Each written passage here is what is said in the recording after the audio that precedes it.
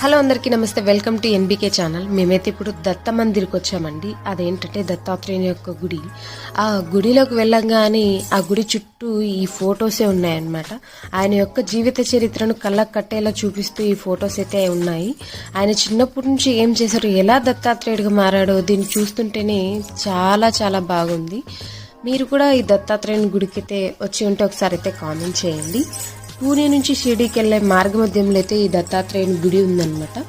ఈ ట్రస్ట్ వాళ్ళవి 5 చోట్ల ఉన్నాయని ఆ ఫొటోస్ కూడా పెట్టాడు. అవి ఎక్కడంటే ఉత్తరాఖండ్, కోల్కతా, మధ్యప్రదేశ్, పూణే, చండీగఢ్, ఇక్కడైతే ఈ 5 ప్రదేశాల్లో అయితే ఉన్నాయంట వీళ్ళవి. ఇక్కడ చూస్తున్నారు కదా, ఇక్కడ నుంచి అయితే మనం ఆ దత్తాత్రేయుని యొక్క దర్శనం అయితే చేసుకోవాలి. అందరూ కూడా దిగంబర దిగంబర శ్రీపాద వల్లభ దిగంబర అని జపిస్తూనే ఆ సౌండ్లు అయితే వస్తూనే ఉన్నాయన్నమాట. మరిన్ని వీడియోల కోసం అయితే నా ఛానల్ అయితే ఖచ్చితంగా సబ్స్క్రైబ్ చేసుకోండి. Please support me. Thank you.